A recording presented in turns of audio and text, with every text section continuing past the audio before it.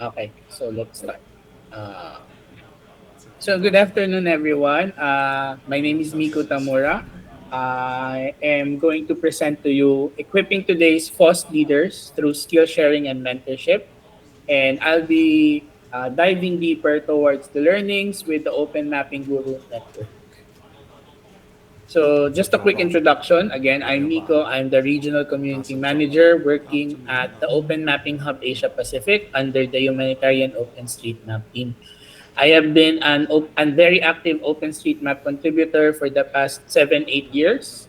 And I have made sure that everything that I'm working with, I would want to really be linked to free and open source data and software. So just a quick background. So as I mentioned, Humanitarian OpenStreetMap team is an international team dedicated to humanitarian action, community development, and through open mapping. So we are advocating for the open mapping movement in globally, and specifically in Asia Pacific, we have the Open Mapping Hub Asia Pacific, which is currently working in 25 priority countries. So our vision at the hub would be to create a sustainable open mapping and OSM ecosystem in the Asia Pacific region. So I've been working with, hi Dennis, I've been working with communities in the past 4 years, 3 to 4 years at the hub through different mapping projects, community projects like the Map and Chat Hour. We've provided grants to Indonesia, Philippines, Nepal, and to their OSM communities in Kerala, Sri Lanka through the booster grants for them to develop their own grants and projects on their own. We were able to launch a woman-only uh, mentorship fellowship in the past 2 years called the She Leads and She Inspires, wherein we train women in the past 6 months and support them in organizing their own micro projects in their identified problems in communities. We at the Hub launched the Student Club sponsorships and OSM hackathons. And this year, our flagship community project would be the Open Mapping Gurus. I would be sharing a few more information about in a bit. So the idea here is that my role at the Open Mapping Hub and also my advocacies through open data and in the open movement is to create community projects so that we are able to bring in more people, maintain in more people to motivate them to continue spreading the good word of open mapping throughout Asia and the Pacific region. So some current situationers of why we definitely focused on community projects at the hub also is that we've seen that there are several diverse skill levels in FOSS, and there are a lot of beginners. There are some intermediate contributors and a few advanced mappers and and enthusiasts in our ecosystems. There is a lack and availability also of resources throughout the movement. There are training materials, there are some granting, so there are some also some mm, manpower and woman power that are available also throughout the network. It has also been very observable that time constraints or different time schedules are available in or constraining people to contribute or be part or be active into the in the ecosystem.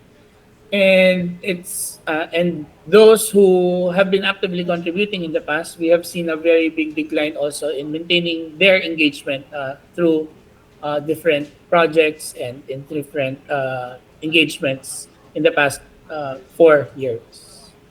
Similarly, as Asia and the Pacific covers the largest time zone among all the regions at the globally, it is also a defining factor that aside from time, we are encountering communication barriers as language is very different from one country to another. We also are hosting the largest region with different local vernaculars and languages in that sense.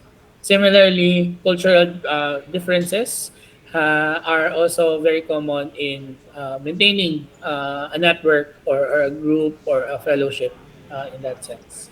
That's why in this year, in the past 6 months, and in the coming year, we're focusing our energies at the Open Mapping Hub or NHOT on the Open Mapping Guru Network. So ideally, this is a network of OSM enthusiasts or open mapping champions that aim to spread the good word of open mapping in the region. So gurus, or what we term our open mapping gurus, are informed of opportunities wherein they may collaborate in training, mapping, validation, and many more.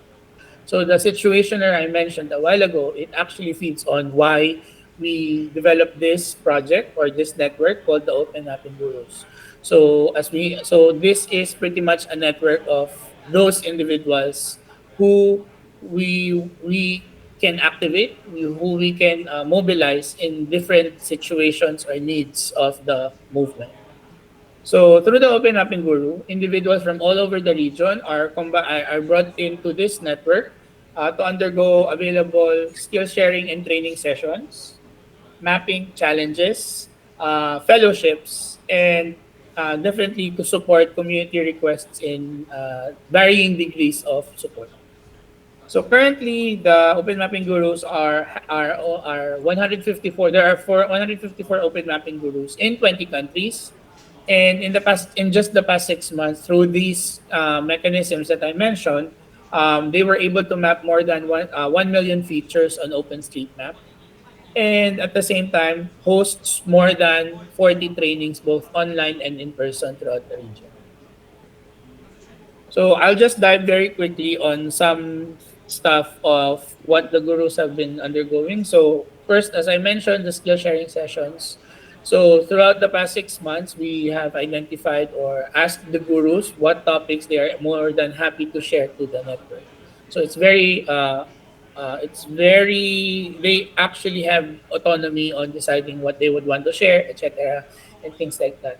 So from that, the sessions have been very much exciting because the interests of what the network prioritizes or what it represents shows up from those trainings. So sometimes we have those basic ID editor or basic intro to OpenStreetMap, open data topics, but at the same time we do have more specific and more focused topics like uh, QGIS use cases for flooding, and those very fun soft skill topics like Canva, communication, Miro, and those apps that could help support them in their journeys as gurus in the region.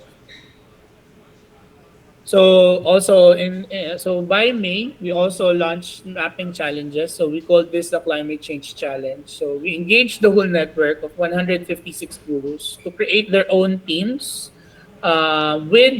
with beginner mappers, with intermediate mappers. But the idea is we group them into teams so that they themselves could take part in different mapping challenges in 1 month. So we call this climate change challenge because the focus of the mapping, the activities is to map and support areas wherein there are areas that are more or less highly probable to the impacts of climate change. So we've mapped areas in Papua New Guinea, Solomon Islands, Malaysia, Philippines, India, Pakistan, etc. Many more. So the sense of this mapping challenges is so that the skills, instead of doing it in trainings, it becomes more um, focused on a smaller group. For example, in the challenge, we grouped them into four. So ideally, the setup was one guru with three beginners or two gurus with two beginners, so that the gurus are also being exposed into having that one-on-one or peer learning exchange with newer gurus that are interested in contributing to the movement. Um, uh, Focusing aside, we do also have those fellowships. So 50 gurus embarked a 5-month fellowship with the hub through three different tracks. So, like for example, in this case, the training track, we train 10 gurus to focus on training. How do we expand training, capacity building in countries that are not that much, that doesn't have that much exposure to open mapping. The mapping and validation tracks then went out to map more areas and get exposed to more tools, map swipe, overpass, Shahidi, JOSOM, etc. in different cases, so that they have that deeper understanding of the tools and experience, and giving in a more meaningful contribution through the movement. So these tracks have been closely been monitoring by our track leaders with Dinar and Miss Honey from HOT, in order to see their performance and their contributions, and guide them in the instructions that they need. Okay. And lastly, we also have community support requests. So the idea here is that if there are organizations, schools, universities who reach out to HUT or the Open Mapping Hub, that they say, hey, we need a training, we need mapping support in this area. It's going to be hit by a typhoon. We need more mappers here, or validate the tasks immediately. We mobilize the gurus, link them up to these requests, so that gurus themselves are connected. The unique thing here with the community support requests is that we are able to tailor fit or be flexible with uh, who the gurus are, the skills that the partners or our requesters are looking for, and meeting up in the middle, so that the support that we're given are very much localized, very much scaled, and very much tailor fit to what the request is. So some examples here is that we've deployed gurus in several different projects in the past 6 months only. Um, Several gurus supported the Nepal Road Validation Project with Start Network and Pindark. In World Vision Timor-Leste, since there was no capacity yet in Timor-Leste for Ushahidi, we flew in a guru from Indonesia to support the needed growth of capacity there.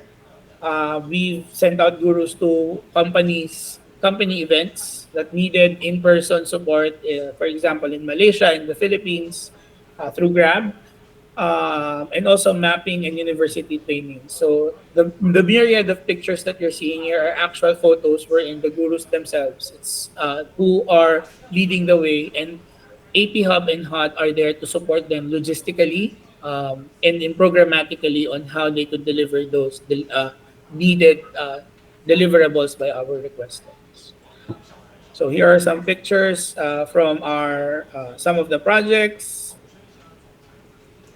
So some challenges that were seen in the past 6 months, and also similarly in the past years through the fellowships and mentorships that AP Hub and HOT has been conducting, is that there's no easy way to link. As of right now, there's no easy way to link those requests to those potential gurus, since everything is being done through email. So I think there a focus on user interface, how requests are being done, how gurus are being informed, and those kinds of coordination should be improved.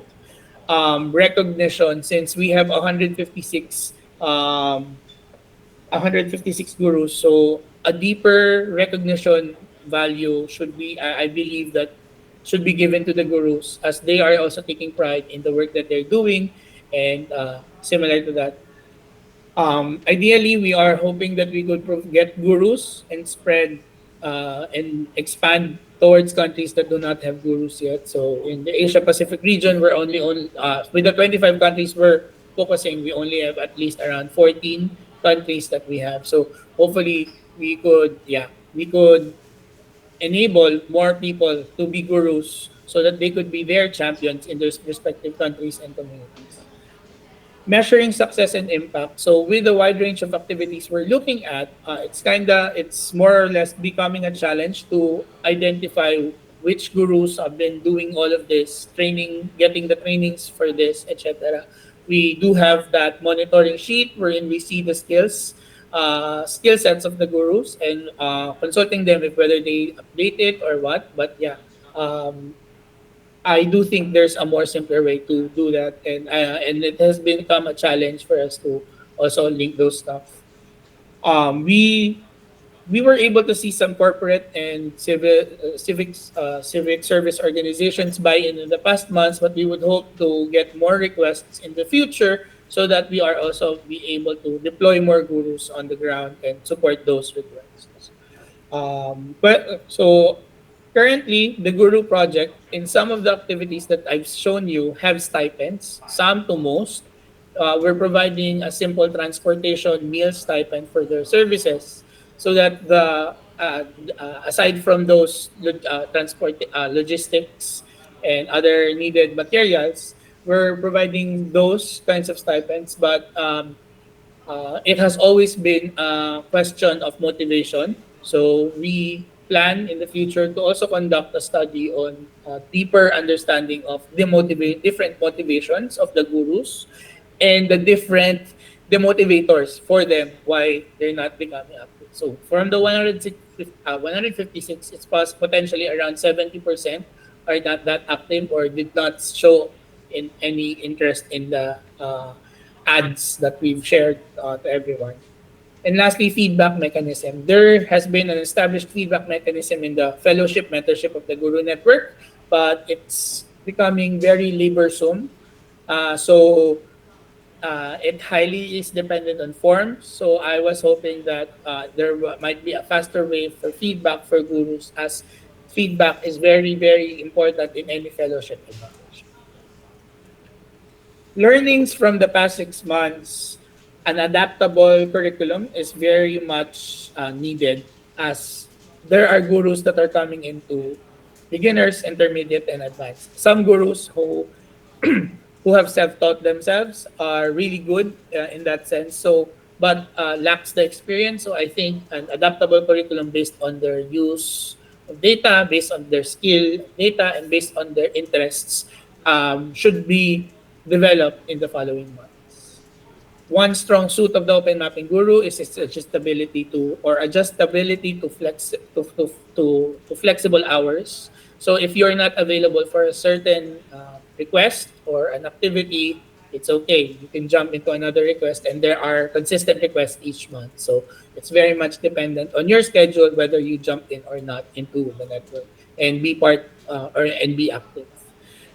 Community engagement, stronger local OSM communities hopefully could come into the Guru network as as the HOT and AP Hub has already been investing to support this. So hopefully the gurus that we've been training, hopefully they could establish their own OSM communities or open mapping communities in their country, or come into those and be more active to local OSM communities. It's very important that we notice that we take care of our network. It's not just requests or activities that we do, but we also need to talk to them, maintain that relationship, and also hear them out what's going on, what's going wrong, what is going well, and so that they are becoming more active in this network. I feel that there is also a need for them to level up their voices in the network. So that's also something that motivates some of the gurus to be more active in that network. So I already mentioned the value of regular check-ins. It's very important to also look at the mental health of your network, as it's something that strongly would impact your you moving forward into different senses. So it's not just especially in our in the tech world, it's very task related. It's very outcome related. But I do incur into focusing also with the stressors and the distressors of your community or your network. And of course, there's active, very effective peer-to-peer learning. We've noticed that most of our more formidable gurus are really fast learners, especially when it comes to smaller peer-to-peer learning. Like the big trainings or webinars are good, but yeah, it's also nice to have that small scale sessions to boost and up interest and have that more focused um, guidance for your network. I think I just have a few minutes. So for future directions, we're looking at for the open mapping gurus to expand reach to countries that are we don't have much gurus yet. Korea, Thailand, Afghanistan, Yemen. Hopefully, we could get a few in the Pacific Islands, Tonga, Vanuatu, Solomon Islands, and Taiwan. Yeah, Dennis, hopefully we could get more gurus in Taiwan so that we could activate them if there's a need. Uh, there's also a direction for the open mapping gurus to leverage or more focus on technology. So we're looking at training sessions and activities involving machine learning, AI, drone capture, app development, etc. Similarly, we focus on our research on deepening on the motivation of the network. We would want to weed out those that are here for the short run, but being more motivated in developing a wider, stronger, and deeper network in that sense. So we are looking at more having a smaller group but a deeper group instead of a very large number of network but very minimal activities. Lastly, there's a strong encouragement of focusing on youth. So hopefully we could bring in more students and engaging high school students, teaching them how to learn to read maps, comprehend maps, and yeah, and those stuff, and a shift towards climate, the impacts of climate change into different sectors like migration, health, etc. So our anchoring theme in the next 6 months or a year for the Open Mapping Guru network would be our climate theme. Lastly, I think I'll wrap it up there. Thank you very much for the time for having me here, Dennis and Costco 2024. Totally appreciate it. Again, my contact details are here. Please feel free to follow us at Twitter, Facebook, LinkedIn, and YouTube. The links are there. Please look for Open Mapping Hub. And please do feel free to reach out to me in any of those channels, even in Facebook, if you have any questions and concerns. And here's my email. Thank you, Dennis. If there are any questions, I'd be more than happy to answer them. Okay, thanks everyone for thank Miko for his talk. If anyone wants to have any questions, just come here in my computer to ask directly to Miko. Is there anyone wants to ask questions? Please come toward. Again, I do apologize. I wasn't able to book a flight earlier. And I'm looking forward to meeting everyone soon.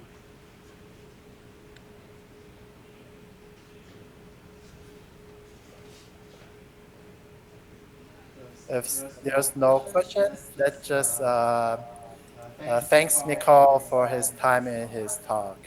Yes, let's applies. Pause. Thanks, Thank you. Miko. Thank you, Dennis. Thank you, everyone. Have a great day. Okay, then.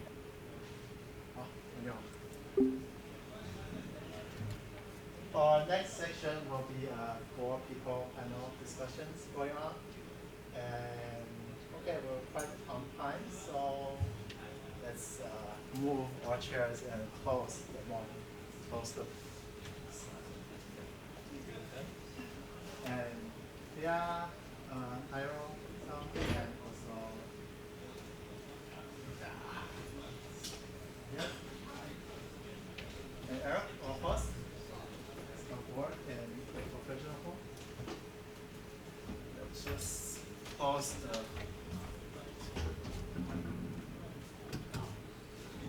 Okay.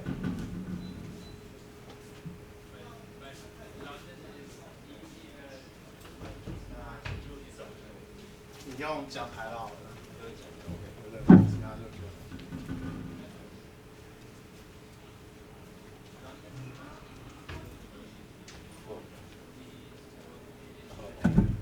麦克风是那个放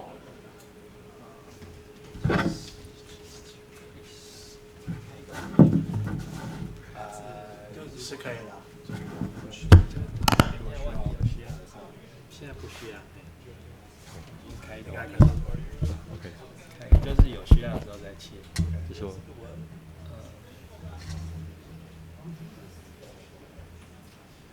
already have the question?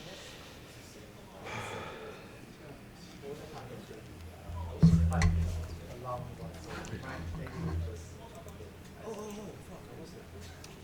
have a long list. We might ask them like this discussion.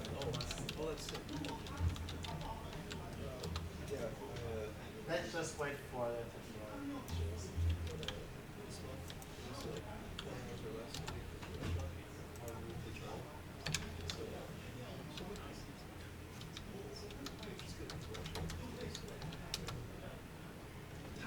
可以切到别的地方，我之前。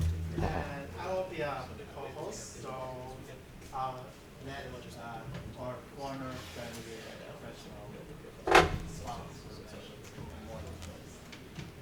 So yeah, just wait, Eric. OK，OK 好 Maybe first introduction. OK， OK sure。Okay. Hi everyone. Good afternoon. My name is Eric, and I'll be the host for today's. Okay. I'll be the host for today's discussion panel. Okay. So this session would be combination. Combination panel for the of the OpenStreetMap community. Topics in each different community. So first, I will first introduce our speakers of today. So first one is Taro Matsuzawa-san. Okay.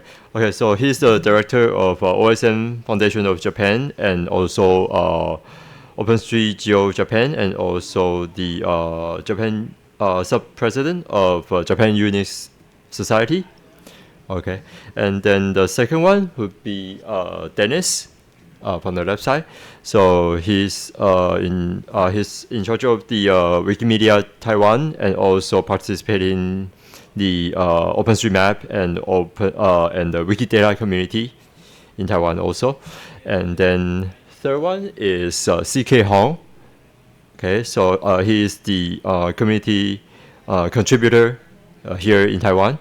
And then the fourth speaker is Faye Endao, and she is involved in GeoLadies and Youth Map project, and also humanitarian OpenStreet team project locally. So in I think the Philippines. Yeah. Okay. So today we'll talk about a little bit about the activities each happening in each country's community, and activities and the culture, and how the community events are run.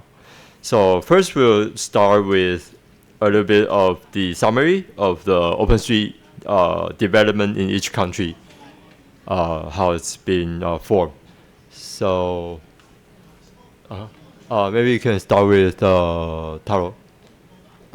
So summary of development OpenStreetMap in my country is in 2008. So we start the mapping with GPS, and 2010 so OpenStreetMap Foundation Japan launched, and 2011 so we have a big earthquake and happen.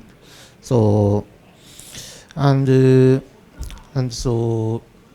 so it about disaster mapping, it's a big chance to grow community. So yeah, so the time is so reach to global community. So and so so we still import data, so big data in Japan's local companies and local government, and Also, so we have a settlement map event. Global and local event. So we host some conferences. So this is our status. Okay. Then I'll start as the second one. I'll just summarize about something I didn't mention during my talks, that Taiwan is quite good at the hiking trails data in Taiwan. And if you know about Taiwan, we didn't have any commercial provider for those hiking trails.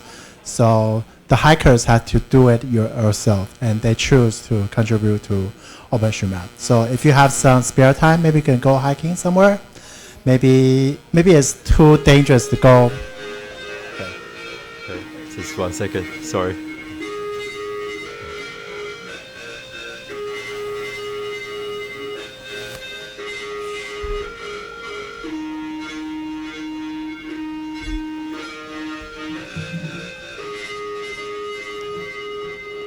Okay, maybe it's too dangerous to go directly to Jade Mountains or Snow Mountains, but if you use some offline map data, maybe you can install organic maps or OSM Ant that you can use the data contributed by the OpenStreetMap, the contributors, to have a look at the Elephant Mountains or other mountains, hills next to it. And I think it's quite convenient if you just decide to have 1 or 2 hours hiking trails using OpenStreetMap data. That's my part. Okay.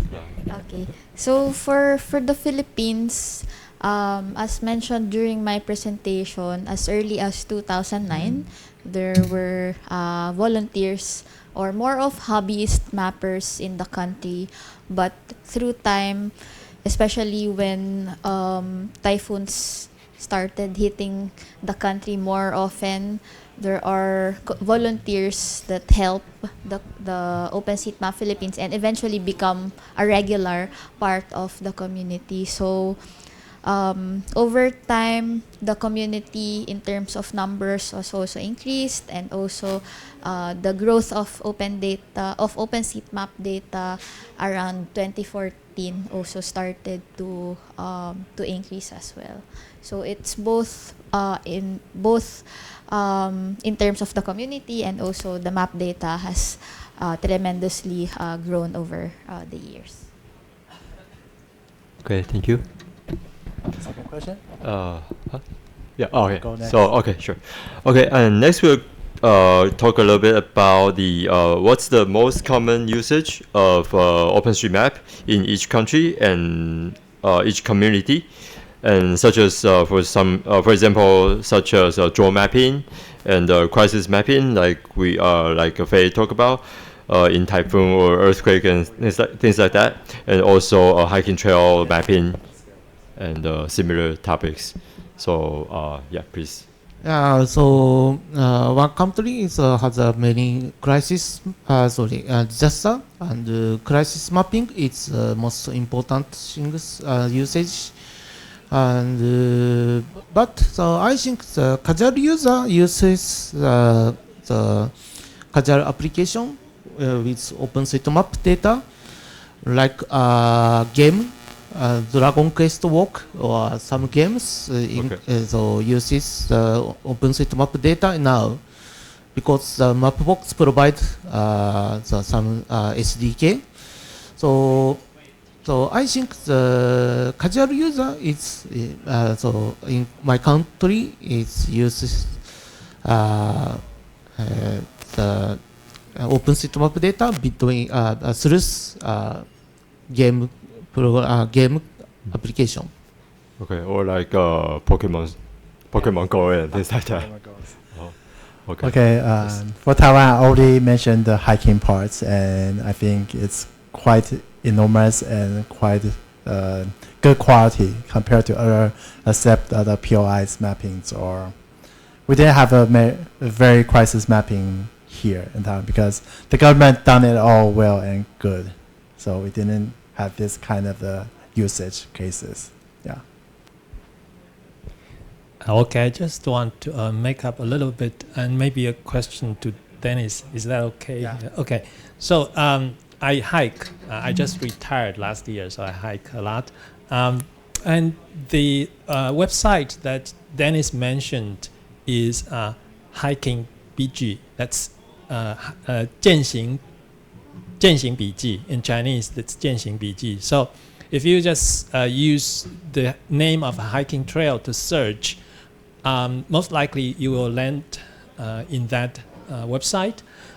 So I use that a lot personally, and also many people who don't even know OpenStreetMap also use that. The question I have is that the XML file, if you want to download the XML file, you have to do something, login or something, and now it's even more than that. So I'm not sure that. So they're building a wall. Yeah, that's the part I'm not very sure about. And then personally, I use UMap a lot. That's a project from France. I use that to create a lot of personal maps, as well as using it for some of my project, such as potluck map, as I mentioned. So that's what I personally use. But to be honest, I'm not that much involved in the community, so that's about it. Okay.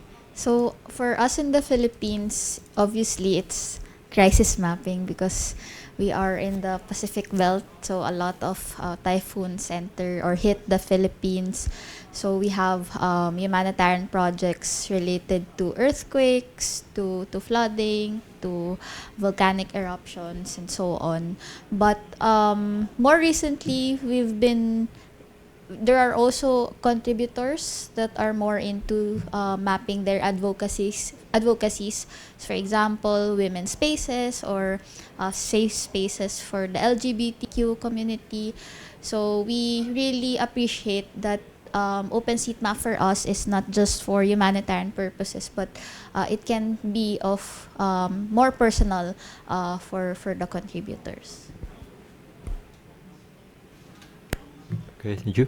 All right, next topic would be from users' experience. What are each speaker's view on the advantage or disadvantage of using the OpenStreetMap dataset? Okay, so please share.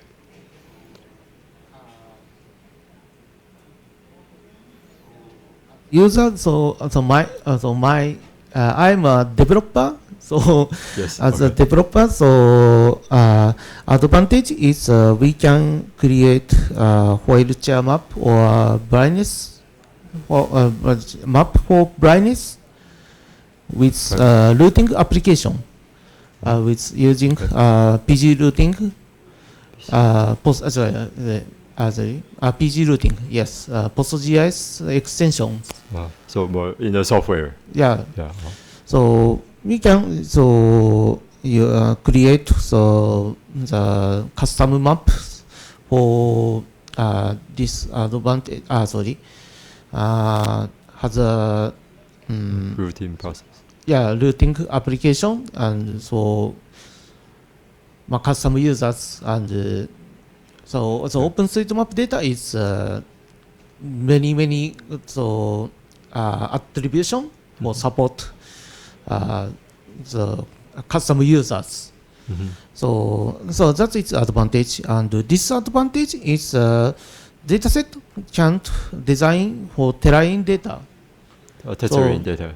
Yeah. So but the new map library tile format will support terrain data well. So I think if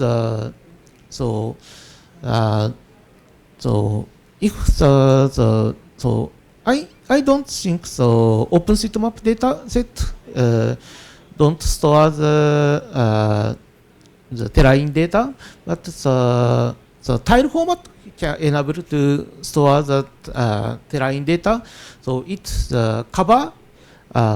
We can cover the dataset disadvantage. Mm-hmm. Okay, so it can help. Yeah. To I'll let professional talk first about Taiwan situation, and then make some supplement comments. Okay. Actually, again, that I can only speak for myself mostly because I'm not so much involved. Uh, so I don't actually download OpenStreetMap data directly, even though I program. The closest thing to downloading data is I have a blog post about downloading PBF data. That's the closest thing I ever did. Most of the time, I just use the well-built applications or websites for doing interesting things, and I wouldn't think about doing these things in using Google Maps, for example, because it's too restrictive, and also it's not so much in OpenStreetMap world. You have many people building on top of the underlying data sets, and you can, as what they say, standing on the shoulders of the giants. So most often I don't even need to program myself. If I ever do programming, I'm just doing patching work, like what I did in this previous talk. I'm here, where are you? That kind of thing. So I would say the good thing about OpenStreetMap is you can do a lot of things. You can do very wonderful things without even writing a lot of code, because there are so many existing applications built on top of OpenStreetMap that you don't even have to write them. And that's the best advantage I see from using OpenStreetMap. Okay, because this is a more developer conference, so I will complain about the API of OpenStreetMap. And if you know that OpenStreetMap, if you search something like a Chinese address in the search bar, you can't find anything, even though I already imported so many addresses in the OpenStreetMap. And you know that if you know the specific API name is nominating, that's a Latin verb, and you have to follow the Western language guide, language grammar, to spell city with a space or comma, and otherwise you can't find anything for Chinese address. And it is quite, every time I have a tech talk in the economic syndicate, I have to remind all these students, intern students, to say, you have to first bit the address, otherwise you will find nothing on OpenStreetMap. That's my part of complaint. I already phrased the hiking part, so this is the advantage and disadvantage in Taiwan. Oh, can I? Sorry. Sorry, I want to. So as a user, I use OSM and or organic map a lot. And when I want to do searches, that's really a headache. I cannot use it to find utilities or those things. I mean, you can see it on the map, and strangely, you cannot find it with the search functions. I never tried to figure out why. So that's something that probably prevents users from stepping into the OpenStreetMap world quite a lot, at least for the UTF-8 using people. Thank you. Those were very interesting answers. But one of the advantages as a simple user, for example, is that OpenStreetMap data, of course, can be downloadable. And there are, as mentioned by Professor, there are already applications that have been developed so that users can easily download the data in GIS format, like ShapeFast, like JSON, etc. So that's one of the advantages of OSM. And in terms of disadvantages, despite it being open, there are also cases when OpenStreetMap data is not updated, especially in the remote areas where mappers have been limited also in that part of the community. So there are certain gaps that the community also has to fill in. So I think on top of many of those, just some parts, of course we can mention a lot, but Okay. It's Yeah. more, will talk more loudly. Just my best. Okay. Oh, because do you have batteries? Do you have No, we batteries? don't No, have we spare don't. rooms. Oh, okay. Right. Okay. Next one. Okay. Next question. Next topic. We'll talk about how the local community events are being organized, and is there any regular meetups or conference held by each local community? Okay. And we'll start with Tarsa. Yeah. So, um, in my community, in my presentation, I introduce Mappy Hour. It's a per week event, and in online, and so it is a good opportunity to come newcomer, because it is only the Slack communities in Slack channel, and we talk about mapping the result and share the result, and and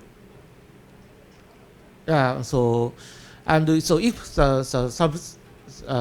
some problem is happened, so you, you can ask easily, so because Slack is so the communication channel is very low cost for, and no barrier, because only text chat, so it is good uh, communication in my community. That's all. Okay, in Taiwan, we have a monthly meetup co-host with Wikidata community, and but we also have some problem because outside of Taipei, we couldn't host any events because we can't gather enough people. There was a Kaohsiung meetup, but unfortunately, one mapper has come to Taipei for work, and other mappers is busy for his own day job. So the Kaohsiung meetup is no longer available right now. And we also have some issue about gender, about some generation gap, because we have lack of the more younger contributors. And we hope that if we help FAIA to help universities to found the chapters, young map chapters, maybe you can make the community more diverse. Yeah, that's my opinion. Um, well, if we talk about this like 2 years ago, I would try to do that within the university. But now, since I'm retired, I can only pass on. In the Philippines, once a year we hold a conference called Pista ng Mapa or Festival of Maps. It's like a local version of State of the Map. So we hold it annually, and then usually the Youth Matters chapters um, lead the event. But in terms of regular meetups, we try as much as possible to hold those kinds of events. But right now, we specifically rely on Youth Matters chapters because they are a very organized group, so they can start any activity that they want and then just invite the greater community to be part of those kinds of events. So that's how OSM Philippines usually work recently. Okay, thank you. Okay, next topic we will talk about how to from each speaker, what's being done or from the past experience, what do you think was a suggestion to keep the member in each community to keep them to be involved and more motivated to edit or to contribute. Just speak louder. Okay. So I talked about Makiawa. As Makiawa is one of the keep motivated my community motivated programs, and but we organize State of the Map Japan event. It's another the way to motivate our community to keep motivated because if after COVID-19, so we post state of the map event in local region, but over 100 people comes. Oh, you mean one event? Yeah. Over 100 people? Over 100 people Yeah. comes. Uh-huh. And so okay, so it is so small event, but the Yes. so it is Sorry, hold on.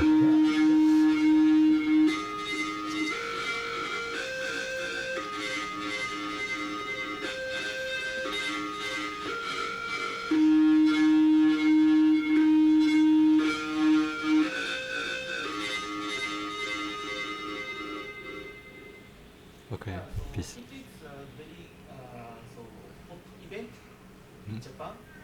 So so so I think to keep organize so regular event Regular. is Okay. to keep the good way to keep motivate our community. Okay, for Taiwan's community, we have a quite hard time to recruit or attract enough people here for some on-site event. For example, today, you might have, before you come to join this panel, maybe you have some difficulties to choose which panel or track do you want to attend. The same apply for those who want to contribution. Maybe their interest, both interests in various topics, but they can only choose one because they only have, every day they only have 24 hours, so they have to choose one. And maybe they will choose one is more related to the work related, to their future career part. So right now I'm more eager to engage with by the on-site community channels like Facebook, Telegram, or other kinds of the social media platforms to at least to keep activities online and make the editing that's still going on, even though you don't show up doing some on-site events or some meetup times. And also I also am involved in the international connections. I'll go to conference to talk about OpenStreetMap, like State of Map or State of Map Asia, to have some connections, and maybe we can do some international collaboration projects with each other. This is yeah. Okay. Can we Yes. show that? Yes, sure. tab, please? Yeah. So I Okay. have. Oh, yeah. I'm not, as I said, I'm not much involved with the community, but I have some ideas, and I would draw experiences from me advocating for Linux like 20 years ago. So when I try to tell people why you should use free software, GNU Linux in particular, I didn't just talk to people who are interested in computers.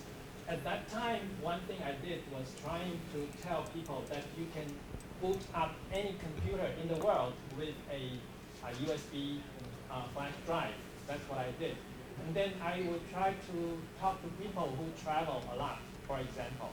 They may not be particularly interested in free software in Linux, but the thing that Linux could do, but Windows could not, might attract those people, and that's my approach. So in that regard, I would say something, can we move it a little bit? Yeah, it kind of froze. It's kind of stopped moving. Yeah. Oh, Okay. that's already the Oh, okay. thank you. Oh, okay. Yeah. So I was thinking, if we want to get more people into the OpenStreetMap world, maybe we would. No. Can you Oh, see down. that? Okay, Maybe- sorry.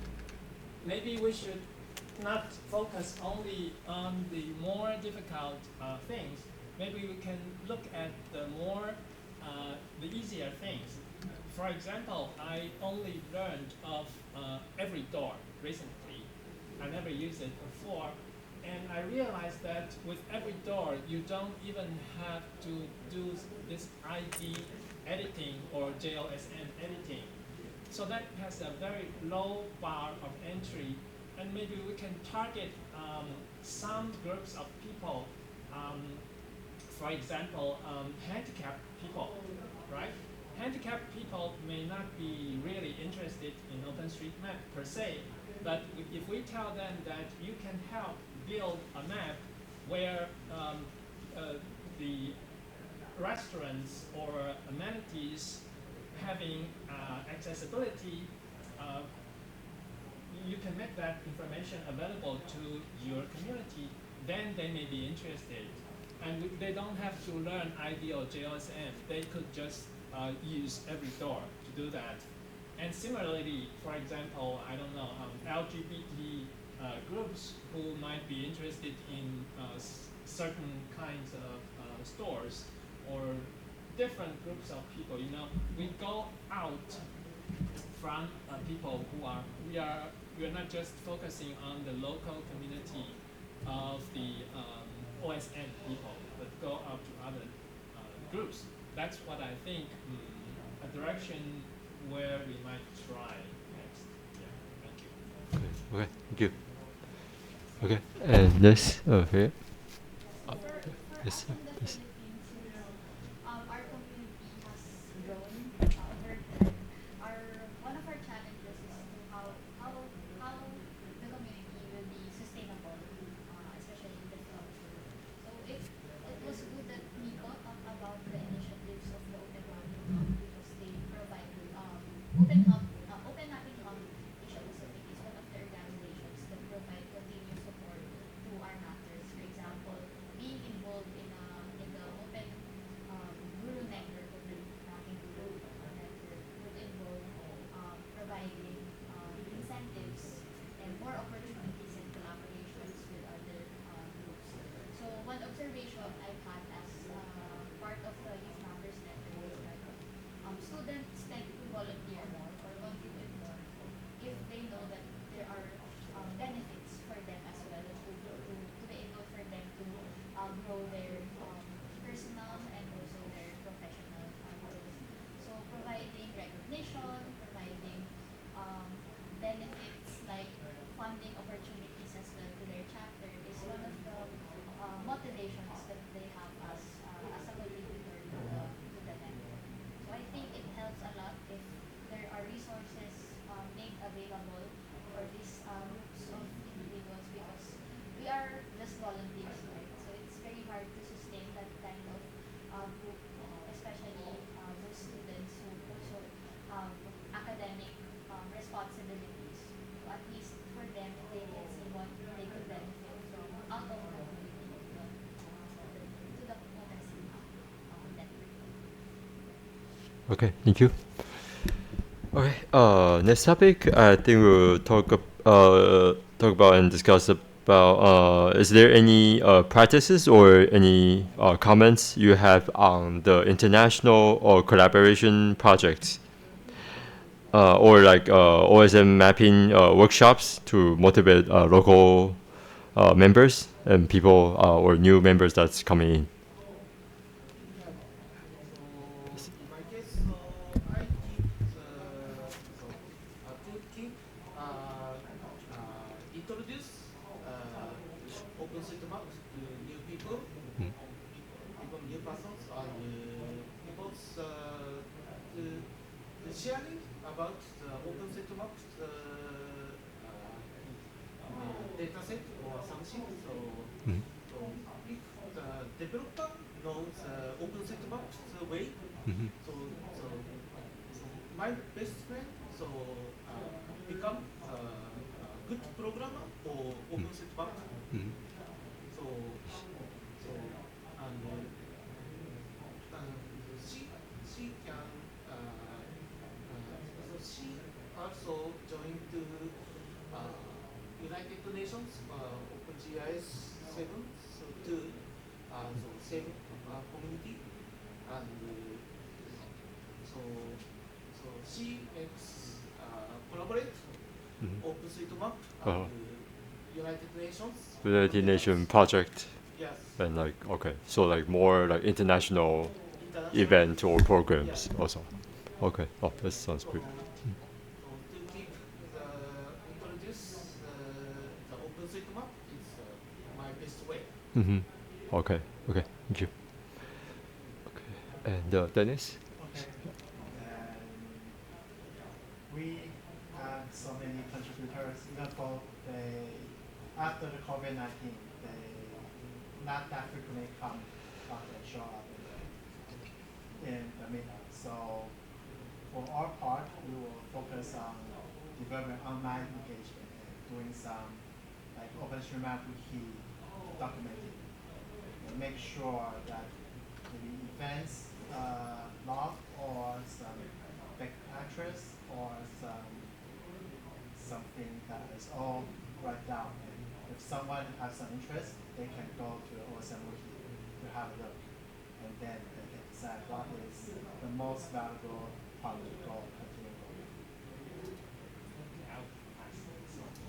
So for us in the Philippines, I think what could I would think of is that since we organize the local event Isa ng Mapa, so I think if the volunteers or the open Sigma community have been encouraged to join that kind of event so that they can also engage with other volunteers from other areas. So it has become a safe space and an enjoyable space for us to interact and also learn from each other.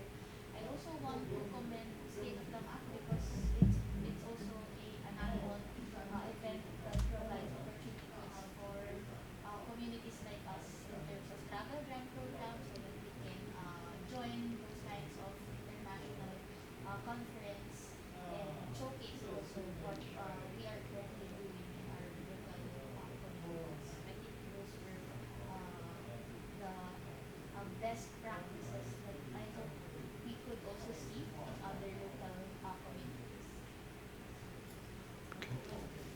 Okay. Thank you. Okay. And lastly, I think the last topic we have is what's the each speaker's thought about the future of OpenStreetMap, and is there any topics to focus on or regarding outreach for each community? Yeah. So I think the so technology so I'm a developer I focus on development things. So I think the vector time and new map library vector map library time format will be changed the player and OpenStreetMap and with OpenStreetMap and because so so currently so current vector time technologies related of Mapbox features. Mapbox. Mapbox, Uh-huh. yes, but MapLibrary is independent so format. They make the independent format, and the feature is the speedy and too faster and than Mapbox vector time format, and Okay. so and yeah, So, so it is the means decrease cost and to like lower cost serve for. time servers as so and PM time technology is the good collaboration so to new vector types so MapLibrary time format and I think we can so easy to host own time server on Oh, there, so independent. server. So, in Japan, so we host the OpenStreetMap data tile server, but each community can host their Different servers. different servers. Different servers. So it Okay. is decrease host to serving. Uh-huh. So and so Mhm. and it able to change the player. Mhm. Yeah. So Okay. it's now so it is yeah. So the serving cost is very high. Mm-hmm. Okay. So but the decrease the serving cost is changing the players. Okay. Yeah. Uh, That is my I imagine what's happened in future. okay. So you think in the future, if the cost is lower, it will help with the development of. Yeah. Okay. Okay. Thank you. Okay, for my thoughts, that I think Obershima is quite right, because we always, in every situation, we will have to have a commercial alternate solution for geodata. I think that is still Obershima. Maybe Overtune can be a commercial alternate, but right now it's still Obershima. And but if you want to have more engagement in the Asia Pacific, maybe we'll have to increase, maybe we'll have to change the OpenStreetMap infrastructure, because right now the CJK support for language file is not good enough. And there's more Western techno aspect of this topic. If you want to have more engagement, especially in Japan, Korea, or Taiwan, China, maybe you have to at least fix to have the address can be searchable in these Chinese, Japanese, or Korean address. And I think for Nicole, that he's one of the Asia hubs leader, that I think is providing some training support for many mappers around this area is very good way, good act. And unfortunately, that our local mappers, they are in their own step. So they even thought it's possible to log in to have a take a lesson or listen or learn from them. It's still quite hard to convince them to take a lesson from the AP Hub training courses. So instead of projecting the future, I will just make a wish, and the wish is as just echo what Dennis said. If only the CJK support gets improved, then hopefully there will be more people start using OpenStreetMap, and therefore more people getting into.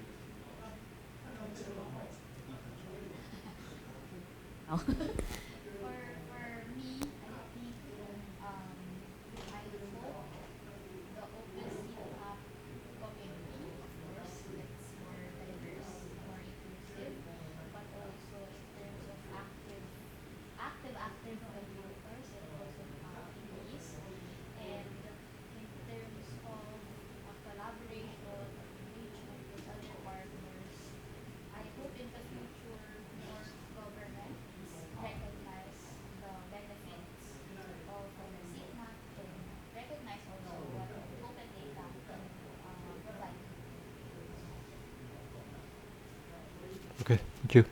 Okay, so that's all for our topics for today. So any questions from the audience about any topics for our speakers today? Yes, please. How do you all feel about global NGOs and how they consume open map data, like community built open map data? What could they do better, the NGOs? Non-government. So, in my experience, we've had a lot of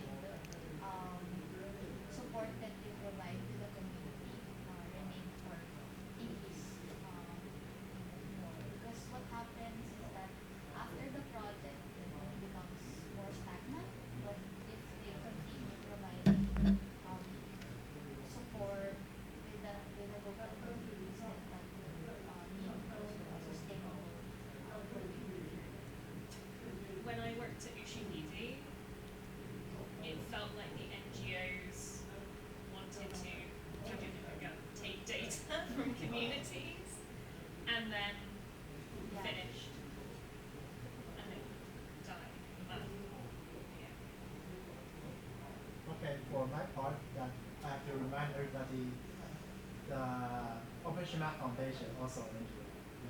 And even though they are very low in their manpower and funding, but they have the ability to found something like a scholarship for data analysis.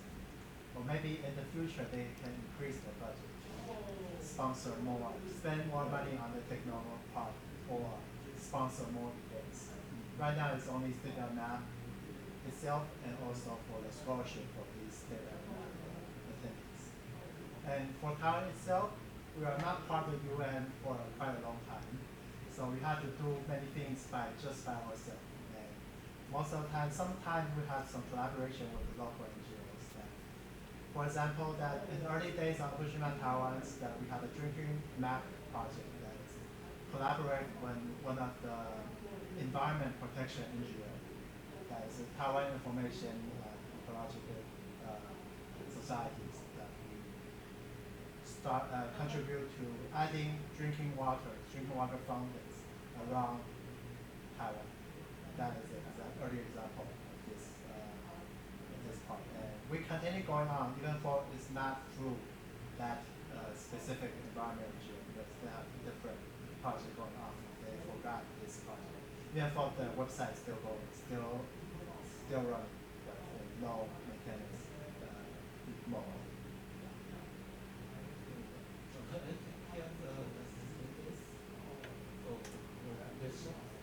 About the NGO. Other question.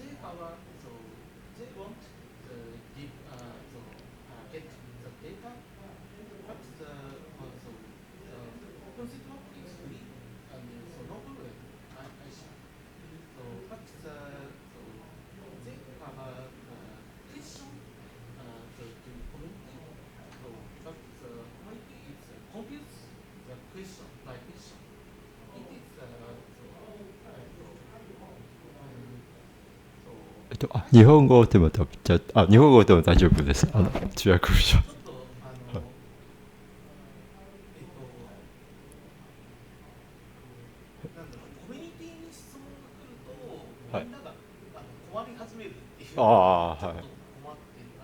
どういうふうに回答し、対応しにくいという。対応しにくい。オープンセキュリティファンデーションジャパンが、窓口になっているっていうのをちょっと説明したかったです。窓口となって説明してます。回答をするようにしてますっていう。そういうふうにして、ちょっと NGO なんかいろんな団体が来ても大丈夫なようにしてるっていう。今ちょっとそういうコミュニティにあまりこう直接ダイレクトに渡さないで、一枚バリアを張る。でも全てのその要求に対応ではできないという。So Taro-san is saying that when the different NGOs contact OSM community in Japan, they have the foundation in Japan to as a main window or as a main contact point for these questions, but they don't really reflect this question to the community. Well, sometimes I guess it's more complicated. I guess maybe because of information. Is it 質問自体に、お金にかかるというその利益プロフィットの関係ですか、それとも技術的な問題ですか、それともいろいろ両方profit related problems and also technical. There's a lot of different levels of questions or requests made by the other organizations, but maybe it's the way that the foundation is working in Japan, but the how the system is working is not. They can most of these questions cannot be reflected or be handled by the community, or not really well communicated in between. So yeah, of different level issues. Yeah. Okay. Any other questions or comments? Yes, please. Are there any mapping parties in Taiwan? For Taiwan, we had last time we had a mapping party is collaborating with Wikidata communities. That we got some funding from Wikimedia foundations to sponsor us to buy two Proxy Zero cameras to taking photos to upload to the mappery. Then later on we can map with our OpenStreetMap and also adding some stuff on Wikipedia. And I think it's half a year ago. So right now we only have regular meetup. Maybe you can plan the next mapping party. So maybe I can make a suggestion to Dennis. That is, next time maybe we consider doing an every door party. You know, it has even lower barrier of entrance. Just and has install that, then everyone has that. yeah, and also we maybe can target certain groups of people, as I mentioned earlier, like the handicapped group, who don't even know the existence of OpenStreetMap. That's just one example, top of my head. But I believe there are many different niche groups and NGOs who don't necessarily know about this project, but they would benefit a lot. And also they would be very willing to contribute their information. I mean, if those people know that when every handicapped person or every person who has a handicapped friend or relative, if they contribute to the information, then everyone will benefit, and they will have very good motivation for contributing. I think that's something we haven't explored yet. Oh, I forgot that we have held a mapping party in CKU with the help from Tom Taiwan, to teach the students to learn about OpenStreetMap, because there are more geological background students have an idea what is OpenStreetMap. But that is for the students. It's home and doing the weekdays, so not for every ordinary weekdays. Any other questions or comments? By the way, how often are what's the frequency that the mapping parties are held in Taiwan or in Taipei? Or We have a monthly meetup. I don't count it as mapping party because we have to go to survey, go to outside to survey. So okay. right now we just in planning period. So right now we are planning the next mapping party. Okay. Okay. So yeah, if you're interested, maybe you can check the or I think there's a homepage, right? OSM Taiwan, OpenStreetMap. Yeah. OSM wiki page. Wiki page. We'll describe the frequencies. Where to look for the There's some. US information. And the next meetup will be Monday. Yeah, every Monday every month. Around, Yeah. you can come here. Okay. Monday night. In Taipei, right? Taipei City. Yeah. Okay, and famous Guanghua digital market. Yeah. Okay. So okay. Any other questions? Okay, we'll just have Yeah. 1 minute. Or okay. All right. So maybe you have quick questions and then have a quick answer. Okay. Any comments? Yeah. Anything. Okay. Yeah. If no, then I guess that's all for this discussion panel. And thank you for joining. And let's give a round of applause to the speakers. Okay. Thanks, everyone. Okay. 好，谢谢。好，就。 Here in the morning. I was working on like a private search engine. integrating social media data into our knowledge graph. A lot of traffic integration. Right now we're running into issues with like importing that data into our MySQL database.